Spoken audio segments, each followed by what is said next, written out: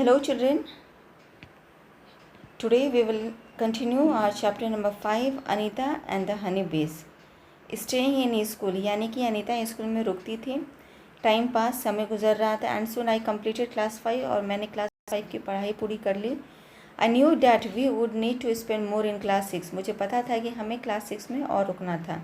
My parents said that it was the time for me to leave school. मेरे parents ने मुझे बताया या मेरे लिए समय आ चुका है कि मैं स्कूल को छोड़ दूँ. But I wanted to study more, लेकिन मैं और पढ़ना चाहती थी. I found a way to do this, यानी कि मैंने एक रास्ता निकाला इस काम के लिए.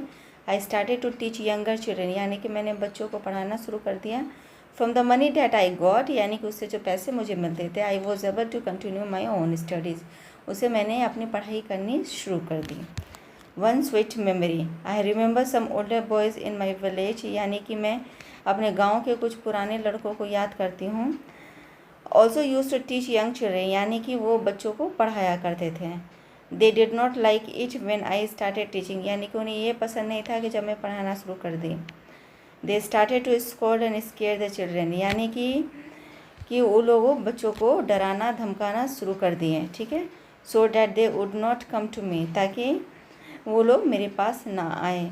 For some time all the children accept to stop coming to me, यानी कि उस कुछ समय के लिए सिर्फ 2 ही बच्चे आते थे मेरे पास और बच्चों को उन्होंने मना कर दिया. But soon they all come back, यानी कि लेकिन जैसे फिर वो सारे बच्चे लौट करके आते हैं. Because I use to teach them with the love and care, यानी कि मैं उन बच्चों को प्यार से पढ़ाती थी, इसीलिए फिर वो बच्चे लोग वापस आ गए. Let us talk. Do you know someone who wanted to study but could not do so, यानी कि आप किसी बच्चे को जानते हैं जो पढ़ना चाहते हैं लेकिन वो पढ़ नहीं पा रहे हैं. Yes, some children in villages want to study but they can not study because their parents did not allow them to go to school और they do not have enough money to go to school. Okay. Here is the next question. Every child has the right to freedom up to class 8, यानी कि सभी बच्चों का अधिकार है कि वो क्लास 8 तक फ्री एजुकेशन को गेन करें. Do you think that all the children are capable to study up to class 8? क्या आपको लगता है क्या कि सारे बच्चे क्लास 8 तक पढ़ पाते हैं?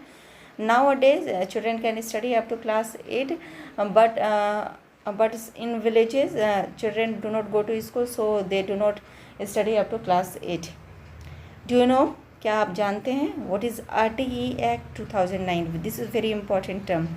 What is RTE act 2009? ये एक्ट क्या है? This act provides the right of free and compulsory education to each child aged 6 to 14 years. यानी कि what is the meaning of this sentence? The meaning of this sentence is कि 6 से 14 साल के बच्चों को ये कानूनन अधिकार है कि वो फ्री एंड कंपल्सरी एजुकेशन को गेन करे स्कूल से. Okay.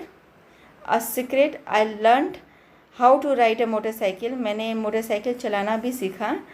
I did not tell anyone, मैंने ये बात किसी को नहीं बताई. I fell down and got hurt many times but I was happy. मैं बहुत बार गिरी, मुझे चोट भी लगी, लेकिन मैं खुश थी.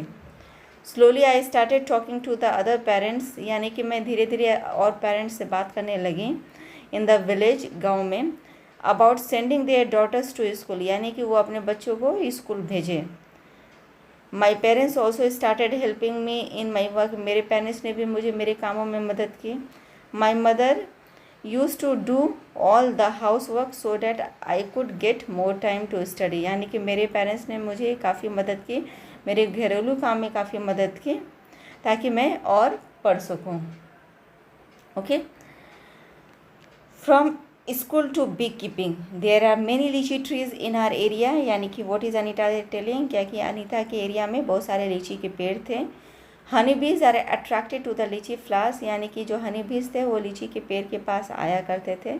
Many people to beekeeping and collect honey, यानी कि बहुत से लोग हैं जो मधुमक्खियों को पालने का और हनी को रखने का, प्रिजर्व करके रखने का काम किया करते थे. I thought I could also do this, मैंने सोचा कि मैं भी ये करूँ. I joined a course run by the government to learn about this, मैंने एक कोर्स ज्वाइन किया जो गवर्नमेंट चला रहे थे. I was the only girl in the course, मैं उस कोर्स में एक अकेली लड़की थी. ड्यूरिंग माई ट्रेनिंग, यानी कि ट्रेनिंग के दौरान, आई फाउंड डैट, मैंने ये देखा, that honey bees lay their eggs from October to December, यानी कि हनी बीज जो है अक्टूबर से लेकर दिसंबर तक अंडे दिया करती थी, this was the best time to start beekeeping, ये सबसे बेस्ट समय था कि वो बी कीपिंग का काम करें। Have you seen any insect near flowers, find out their names and right, यानी कि आप क्वेश्चन में क्या पूछ रहा है क्या कि क्या आप इंसेक्ट्स को फूलों के पास आप देखते हैं, तो उनका नाम आपको बताना है। यस, सम हनी बीज, सम मॉस्क्यूटोज, ठीक है, some butterflies you can see near the flowers.